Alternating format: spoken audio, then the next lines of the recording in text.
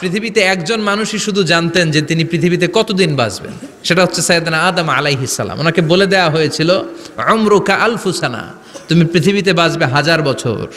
কয় বছর? সাইয়েদনা আদমের সামনে অনেকগুলো রুহু রাখা হলো। সাইয়েদনা আদম বললেন, এরা কারা?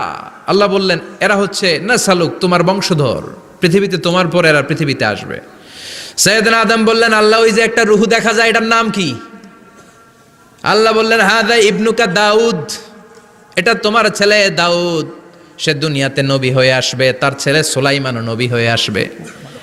সাইয়েদনা আদম বললেন, মাবুদ, আমার ছেলে দাউদের কত বছর হায়াত আপনি দিয়েছেন? আল্লাহ বললেন, 40 সানা, মাত্র 40 বছর, 4 ইয়ার্স, 40 বছর তোমার ছেলেটা বাঁচবে।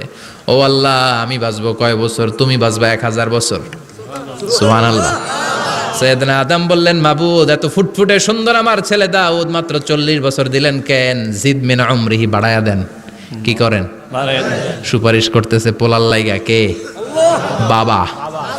আল্লাহ আপনি বাড়ায়া দেন। আল্লাহকে বাড়ানো যাবে না, লেখা হয়ে গেছে। রুফিআতিল আকলাম ওয়া জাফফাতিস সুহুফ, কলম তুলে নেওয়া হয়েছে আর কালি শুকায় গেছে, আর কিছু করা যাবে? সাইয়েদনা আদম বললেন, মাবুদ, আমার 1000 বছর কেন দিলেন?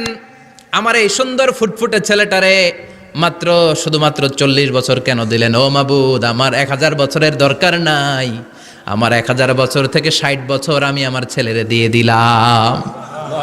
দাউদ আলাইহিস সালাম বাঁচবে 40 বছর, তো বাপ আদম যদি আরো 60 দেয়, 40 আর 60 মিলে কত হয়? 100। ভালো হিসাব বোঝে এরা, 100। আর আদম আলাইহিস সালাম পেয়েছিলেন 1000 বছর, 60 কমে গেলে রইল কত? 940 বছর পৃথিবীতে থাকার পরে মালাকুল মাউত চলে এসেছে। কারণ এটা on time, the death will come on time, it never late, কখনো দেরি হয় না।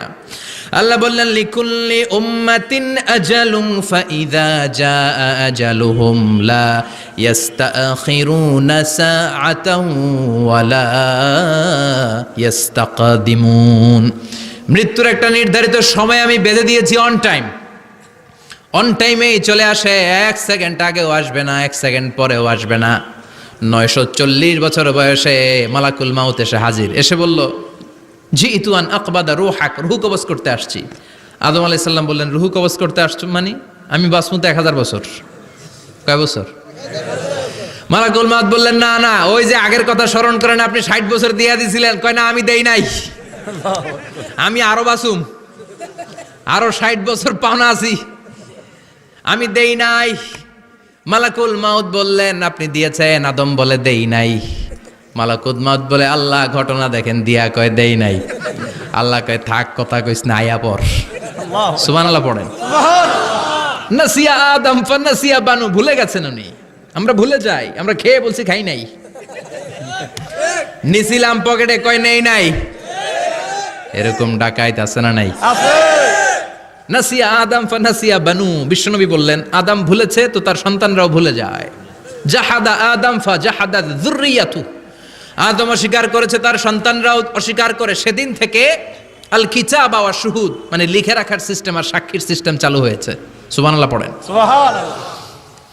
940 বছর বয়সে মালাকুল মাউত এসে আদম আলাইহিস সালামের রূহ নিতে পারে নাই। উনি 1000 বছর যখন হয়েছে তখন এসে সাইয়েদনা আদম আলাইহিস সালামের রূহ কবজ করেছে। যেই দিন পৃথিবীর প্রথম মানব, প্রথম নবীর রূহ মালাকুল মাউত দুনিয়া এসে কবজ করেছে, ওই দিনটাও ছিল জুমাবার।